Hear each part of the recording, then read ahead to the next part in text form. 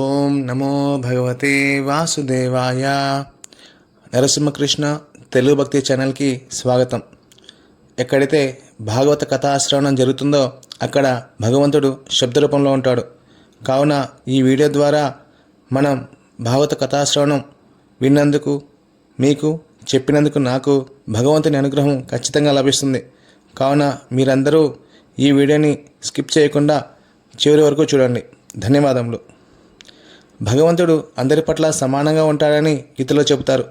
అయితే ఇక్కడ ఒక చిన్న ప్రశ్న. ప్రహ్లాదుని రక్షించి హిరణ్యకశిపుని ఎందుకు సంహరించాడు?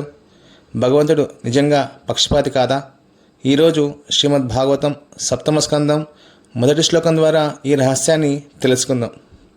ఈ ప్రశ్న మనకు మాత్రమే కాదు, ధర్మరాజు యుధిష్ఠిర మహారాజు కూడా వచ్చింది. అందుకే ఆయన నారద మహర్షిని అడిగారు. అయితే ఇక్కడ ఒక చిన్న ప్రశ్న. ధర్మరాజు తన సందేహాన్ని నారద మహర్షిని ఎందుకు అడిగాడు? దీనికి సరైన సమాధానం భాగవతంలో ఉంది. భాగవతంలో పరమ భాగవతోత్తములు 12 మంది ఉన్నారు. వీరిని మహాజనులు అని అంటారు. వీరిలో నారద మహర్షి కూడా ఒకరు. మహాజనులు అంటే నిరంతరం భగవంతుని సేవలో ఉండేవారని అర్థం. వీరికి భగవంతుని సేవించడం తప్ప వేరే చింత ఉండదు. అంతేకాకుండా నారద మహర్షి ముల్లోకాలలో ఎక్కడికైనా ఎప్పుడైనా వెలగల శక్తి సామర్థ్యాలు కలవాడు. మరియు నిరంతరం శ్రీహరి నామస్మరణ కీర్తన చేస్తూనే ఉంటాడు. అందుకే ఇక్కడ ధర్మరాజు తన ప్రశ్నను పరమ భాగవతోత్తముడైన శ్రీ నారద మహర్షిని అడిగాడు. భగవంతుడు అందరి పట్ల సమానంగా ఉంటే దేవతల పక్షాన నిలబడి అసురులను ఎందుకు సంహరించాడు? ఇదే సప్తమ స్కందానికి ప్రారంభం. ఇప్పుడు మనం మొదటి శ్లోకం యొక్క భావం తెలుసుకుందాం. ఈ భావంలో యుధిష్ఠిర మహారాజు చాలా లోతైన సందేహాన్ని వ్యక్తం చేస్తున్నాడు.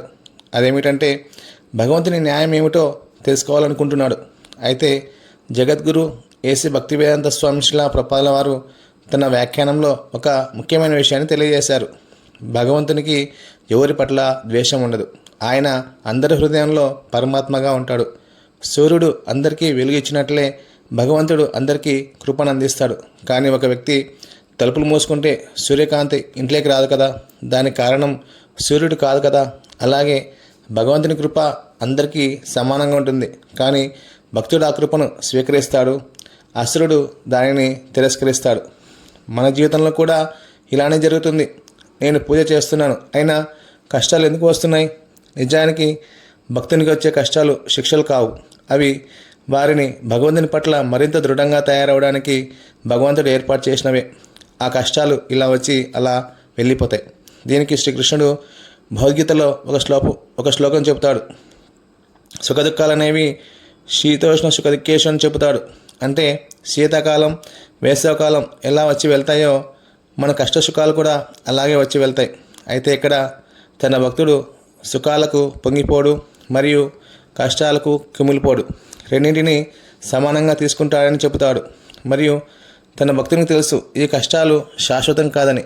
అందుకే ఈ శ్రీమద్ భాగవత జ్ఞానం తెలుసుకున్నవారు దేనికి భయపడకుండా ధైర్యంగా జీవిస్తారు. ఉదాహరణకి పాండవులు చిన్నతనం నుండే కౌరవుల వలన ఎన్నో కష్టాలను అనుభవించారు. ముఖ్యంగా విషాహార విషయంలో కానీ, ద్రౌపదీదేవిని వివసనం చేసే విషయంలో కానీ, లక్కాగృహ దహన విషయంలో కానీ, వనవాసంలో కానీ ఎన్నో కష్టాలను పొందారు. కానీ వారు ఏనాడు కుమిలిపోలేదు. కారణం భగవంతుడు ఎల్లప్పుడూ వారి వెంట ఉండటమే. ఎవరైతే ధర్మంగా జీవిస్తారో భగవంతుడు ఎల్లప్పుడూ వారికి తోడుగా ఉంటాడు. అలాగే అన్ని పరిస్థితుల్లో వారికి తోడుగా ఉండి వారిని రక్షించి కాపాడుతాడు. ఇది ఈ భావం యొక్క వివరణ. ఈరోజు మనం తెలుసుకున్న విషయం, భగవంతుడు పక్షపాతి కాదు. ఆయన అందరి పట్ల సమానంగా ఉంటాడు. కానీ ఆయనను ఎవరైతే ఆశ్రయిస్తారో వారు ఆయనకు ఎక్కువ కృప అనేది ఇస్తాడు. రేపటి ఎపిసోడ్లో నారద మహర్షి ఇచ్చిన అద్భుతమైన సమాధానాన్ని తెలుసుకుందాం. ఈ భాగవత కథాశ్రవణం మీకు నచ్చినట్లయితే లైక్ చేసి సబ్స్క్రైబ్ చేయండి. 10 మందికి ఈ జ్ఞానాన్ని పంచండి. జై శ్రీమన్నారాయణ.